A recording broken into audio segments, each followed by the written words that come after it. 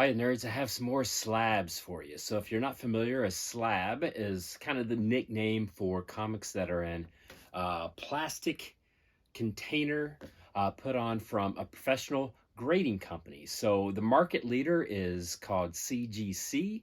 I wouldn't say it's the market favorite. It's certainly, I have problems with CGC, but it's the market leader.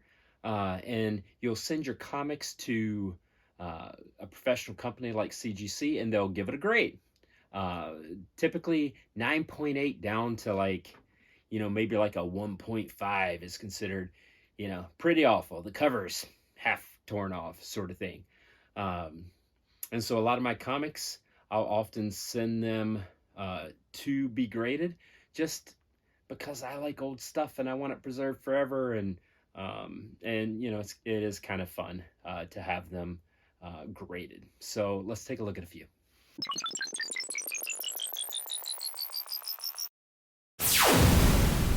Okay, let's start with Defenders number 18, the first full appearance of the Wrecking Crew. Now, if you're watching She-Hulk on Disney Plus, yeah, I wouldn't say I'm super happy with what they've done with the Wrecking Crew. The Wrecking Crew was one of my all-time favorite villain groups, and let's just leave it there. I'm not happy with what they're doing with them on Disney Plus. But here, this is the first appearance, and the grade is a 9.0. So that would be considered a high-grade comic. Again, 9.8 is the cherry grade. But, for a comic from 1974, 9.0 is pretty fantastic. This is a comic from even a little earlier. This is from the late 60s. This is X-Men number 60. This is the first appearance of Sauron. And so this is a 6.0, but a lot of times you'll hear comic nerds say it presents well. And what they mean by it presents well is this is a 6.0. When you look at the front at a glance, it looks better than what this grade might indicate that it is. And so it presents well, whereas, you could have a cover like this that is nearly perfect, except it has one stain and it's like right there, and that would not present well because you're like, that looks bad. So this next is Ms. Marvel number 1. This is not the first appearance of Ms. Marvel, but it's the first. I think this is the first when you see Carol Danvers in this getup. So this is her first solo series. Speaking of the Wrecking Crew was introduced in Defenders, but years earlier, one member of the Wrecking Crew, the Wrecker, was introduced in the Thor comics. And again, this character is represented in the Disney Plus show She-Hulk, but in the comic form, he was a bruiser. He had his magic crowbar, and he and Thor had some knockdown, drag-out battles, and he was just a great character. This is Amazing Spider-Man number 135. If you'll notice the Punisher on the cover, this is the second appearance of the Punisher, not the first. The first appearance of the Punisher is quite costly. This is a more affordable comic. It's still, valuable. And I am a big fan of second appearances. Listen, if you like a character and the first appearance is out of reach, get the second appearance. Or get the first appearance of character in a really low grade where it's affordable. Second appearance, as the first appearance gains value, the second appearance kind of gains value proportionally. So it's still, a good investment to get that second appearance, and you get your favorite character in a key. This is Amazing Spider-Man 194. This is the first appearance of Black Cat in 6.0, which is considered a mid-grade. I love the Black Cat, as many folks do. I was happy to get it in 6.0. To get it in a 9.8 is quite costly. This is Incredible Hulk number 449. This is the first appearance of the Thunderbolts, which is pretty exciting. And then obviously from this appearance afterwards, they appeared in Thunderbolts 1. Now this is an older comic, whereas this was late 90s. This is probably mid to late 60s, probably 65, 67, somewhere thereabouts. This is one of the most famous comic book panels in all of comic books. This is when you see Mary Jane and she goes, "Face it, Tiger, you've hit the jackpot." I love it so much. It is in Amazing Spider-Man number 42, that famous panel of Mary Jane. Here is the Tomb of Dracula number 1 in a mid-grade 5.0. It's still several $100s in that grade. To get it at 9.8 is quite costly. Here's another Amazing Spider-Man. This is 124. Man-Wolf is not really a key character. It's kind of a, B-list character, but this is the first appearance of Man-Wolf. Here is a rare DC comic for me. This is Batman and Robin.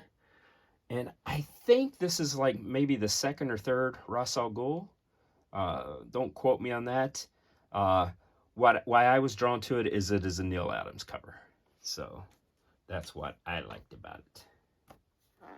This is Uncanny XMen. When I was a kid, Uncanny XMen was my title. This is Uncanny XMen 130, the first appearance of Dazzler in a 9.2, which is a nice grade for that, for a comic from, oh, that's probably 1980, I would think, or 79. This is the first appearance of Nova, and Nova's first appearance started in issue number 1. Nova was on the cover. That's actually pretty great. You'll often have a first appearance of a character, and they're, a cameo in the back panel. They're not on the cover, and then, it's number, 72 or whatever. But so number 1 with the character on the cover is pretty great. I love Nova. I have maybe 7 or 8 of these comics just because I love Nova. Some of them are mid-grade. This one I thought was pretty good, and so I sent it off to be graded. Here's another Batman, number 239. I don't know what's significance about this other than it's a Neil Adams cover. So maybe if you want to put in the comments why that is a key. I didn't know. I just had this comic, and it was a Neil Adams, and so I thought kind of preserve it for history. So this is Spectacular Spider-Man number 64. This, of course, is the first appearance of Cloak and Dagger. Cloak. I think that is a severely undervalued comic. You can get that for a couple $100. And I think Cloak and Dagger, as popular as they are, it should be a $500 floor for that comic. But for some reason, it's just not a highly sought after comic book. But I love them, and the show. I don't think a lot of people love the show, but the fact that they got a show shows you of their enduring popularity.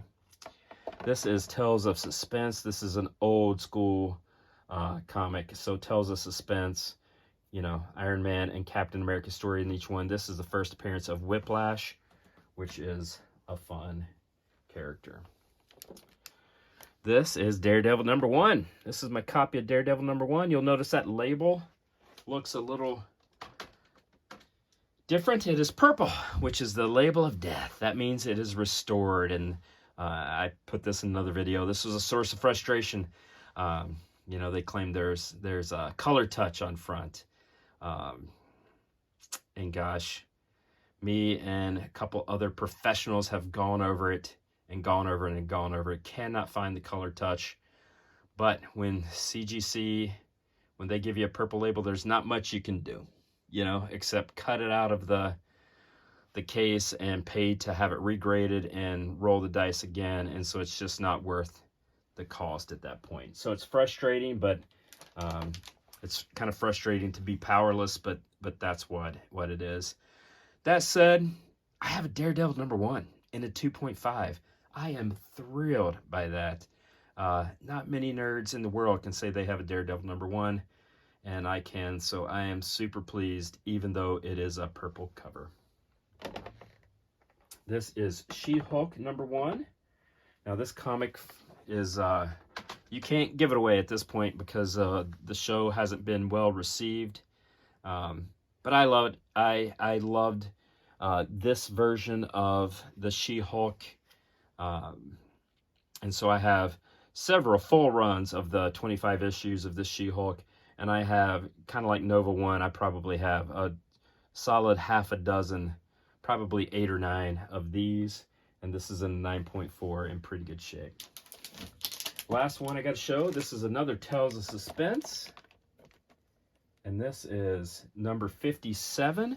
And this features Iron Man and a little character you know as Hawkeye. So this is the first appearance of Hawkeye. It's in a 2.5. You'll see it's a blue versus a purple. So blue means the general label that's not restored in any way, or restored means it has like color touch, or there was some attempt after the fact to increase the grade. So a 2.5 in blue is more valuable than a 2.5 in purple, is what I'm saying. Still, it's a low grade, but it's the first appearance of Hawkeye, and I love it. Well, nerds, there you have it. I'm sitting here with Stan Lee because some of those are just Stan Lee classics. You know, Daredevil created in 1964 by Stan the Man Lee. Art by Wally Wood.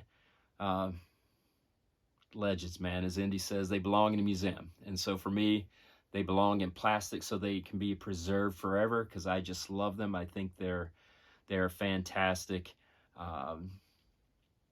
And, you know, I don't do a lot of modern stuff to flip it. You know, I'm not one of those guys. I like to just, the comics I love, occasionally I'll put them in plastic. So if you want to see more stuff like this, you can like and subscribe and comment and all that stuff. And I'd appreciate that. I'll try to do more comics typically every Saturday, but you know, I got a life, so sometimes I'm off schedule. So if you subscribe, you can follow along. All right, you take care, nerds. Bye.